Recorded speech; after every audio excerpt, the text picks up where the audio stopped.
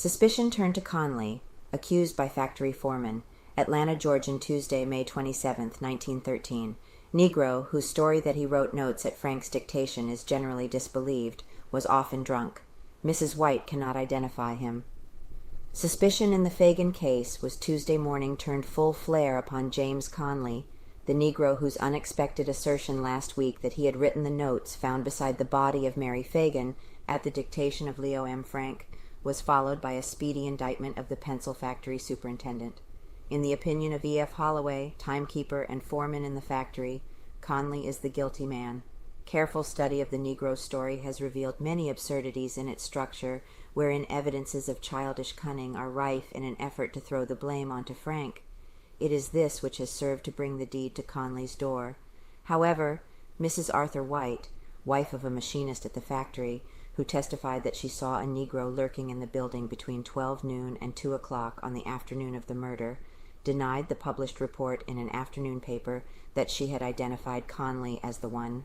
Mrs. White stated Tuesday morning that she had secured only a glimpse of the man. It may have been Conley or another Negro.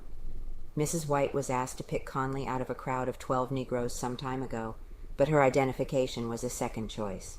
The police, in spite of bending every effort to show that Frank is guilty, therefore, have resorted to a dissection of Conley's story.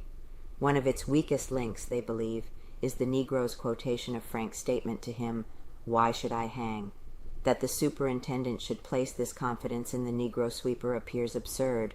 Another damaging point against Conley lies in the declaration of Holloway, timekeeper of the factory, that the Negro had appeared for duty intoxicated on several occasions, that his duties as sweeper brought him in contact with the girls, who feared him. Where was Conley? According to Conley's story, he was on Peters Street from 19 o'clock until 2 in the afternoon of the murder. Police investigation of this has failed to prove the statement. Conley admits that he cannot remember anyone whom he saw during that time to bear up his statement. From 2 o'clock until 6, Conley was at his home. This has been proven. Conley declares that from 6 until 8 o'clock that night he was downtown. This also has not been established. Conley states he stayed there the remainder of the night. According to the new theory of Conley's implication, the Negro wrote the notes on Saturday instead of Friday, as he claims, and not on anybody's dictation. It is further argued that, in order to ingratiate himself with the law, the made his confession when he thought that the case against Frank was clinched, that his story was the product of his own imagination. Conley's delay in making this confession until Frank's indictment seemed likely is another link against him. His detailed account of the incident of the note-writing, in which he even went so far as to attempt a quotation of what Frank said to him, shows premeditation on the Negro's part, it is argued, and further that the story was conceived by Conley while he was in prison. However, the Negro's childish brain was not capable of making it strong enough to withstand rigid investigation. E.F. Holloway, timekeeper and foreman of the National Pencil Factory, seen today by a Georgian reporter, said he was confident the Negro Jim Conley, under arrest as a suspect in the Mary Phagan murder mystery, committed the crime. Here is what Holloway told the reporter. Jim Conley, when he came to work here about 1 year ago, was a pretty good Negro. We had no trouble with him for about 2 months. Then Jim got drunk. He had been running the elevator, and we were afraid to trust him afterward. We then put him to work sweeping in the trimming department. Here Conley was closely associated with the girls. He used to move their chairs when he was sweeping. Conley was the only Negro allowed in this department.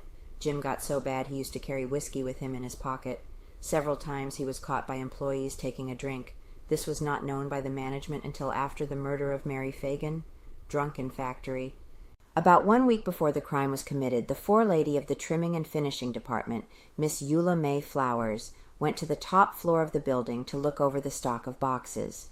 When Conley was not sweeping, he was supposed to fill the box bins with boxes. When Miss Flowers moved toward the bin to look in, she stumbled over a form. She screamed and fell back. It was Conley. He was dead drunk. Miss Flowers tried to wake him up, but was unable. Caught washing shirt. On the morning of the coroner's investigation, Thursday after the murder, when the plant was shut down because we all were called to the investigation, I testified and went back to the factory. As I entered the metal department, I heard a splashing in the cooling tank. There was Conley washing his shirt. When I entered, he was very much startled and tried to hide the shirt by trying to drop it through a crack in the floor. It was a blue shirt, and I saw no bloodstains, for he had evidently been washing it for some time, as it was pretty clean. This is the first time in the year that Jim Conley worked here that he ever washed his clothes here. Now, I don't say Conley was degenerate enough to commit a crime so terrible when he was sober, but I am thoroughly convinced that he strangled Mary Phagan when about half drunk.